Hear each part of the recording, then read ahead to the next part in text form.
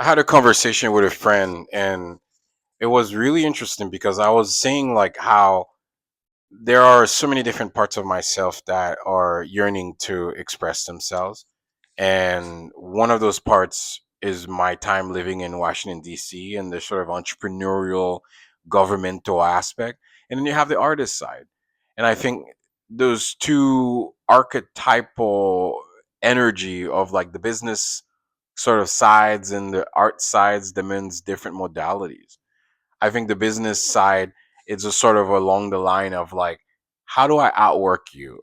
How do I work 24/7, focus on delivering a value to the customer, and I grow my business in such a way that it provides that it refines the value proposition and it gets to product market fit. Product market fit is like when the business is like aligned to the demands of the market trends. So it's like your customers at the early beginning, the mid level, and the sort of market end, the product is going to look very differently. And the value that your product provides is going to be very different to like your niche customers or early adopters. So I think business demands a different modality. But art is an entirely different beast. Art requires you to slow down. It's only through slowing down can you really like expand the locus of vision for the type of art that you can create. And I think for me, as an artist, I'm having to relearn the language of beauty and the language of painting in a way that has that presence.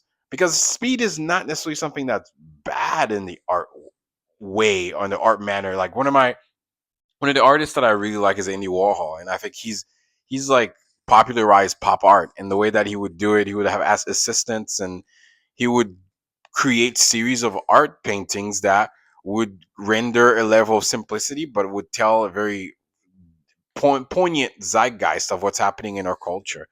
And he would create like these canvases through screen printing, like 50s or hundreds of them at a time.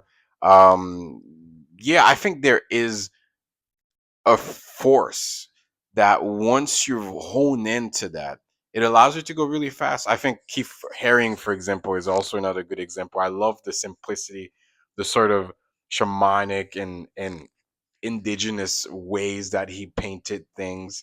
Like if there's a simplicity to things. Like if you see a video of him, and I could post something in the description, like you see him when he's painting, it's like very childlike, but there's so much magic in the way. But I think that took a lot of time for him to discover his voice. And I think once you discover your voice, you're able to go as fast as you possibly want to go faster. I think I'm maybe more speaking in the level of presence and the level of like sinking into your art form and this and the level of slowing down is more tied to like the early journey of an artist or maybe a series that you're undergoing, because once you get to that flow, once you resonate to that vibration, i would even I would even argue that you even go faster than the fastest things in the business because it's a cosmic force that's flowing through you. So yeah, I think living in Los Angeles, the modality of art and the modality of business are two different things. And I think business can support the art, but the art I think is entirely a different beast than the business. And the archetypes that operates those two worlds and how I navigate from each of them inside of me are also two different processes. And I think a mentor of mine was telling me like, yeah, when I'm at an art gallery, I'm talking to different people, I'm meeting different people, like I feel like the business aspect comes through in terms of kind of gaining interest, telling my story in the narrative. But when I'm in the studio, when I'm in my room and I'm painting and I'm honing down, I think there's a different vibrational frequency in that. I think those finer moments of how to step into that presence or how to step into that right field of existence is something that is learned. I really think it's something that's learned because so many aspects of our life demands different modalities. I as a world builder and futurist, I tend to see that we live now in so many different worlds. There's hundreds of worlds from our online ways of being through Instagram, YouTube, social media, to the books that we read, to the people that we we call and our friends and the communities. Like there's so many different worlds, and each of these worlds have so many different modalities. The business and the artistic are two different worlds, but they're not necessarily mutually exclusive.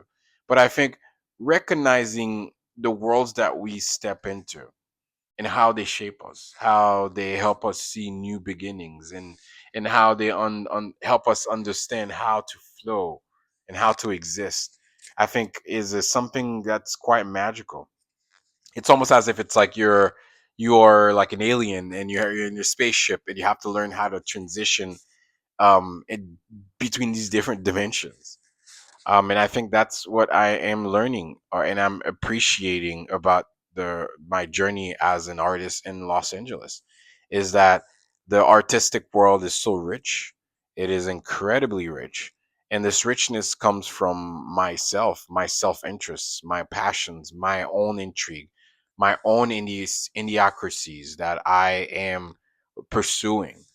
And I feel like the more that I own on that, the more that I embrace that, the more the richness of it unfolds even at a greater height than I ever possibly thought possible.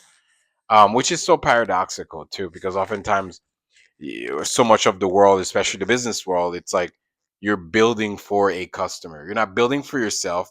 Perhaps you have that need. Perhaps they say founders or individuals who have a certain need or pain point, and if they're building a product for themselves based on experience in the industry that they've been, they call it like founder market fit.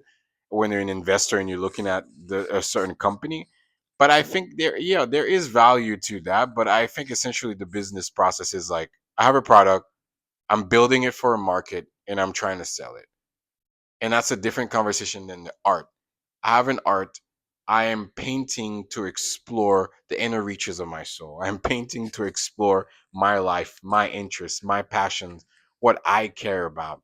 I think that is what people don't get with art, because art is so subjective, and it's the passion of the artist that thrives on this sort of need to create art that is resonant, that is zeitgeist oriented, that is, because I think there is a universality that can be reached at once we focus on oneself.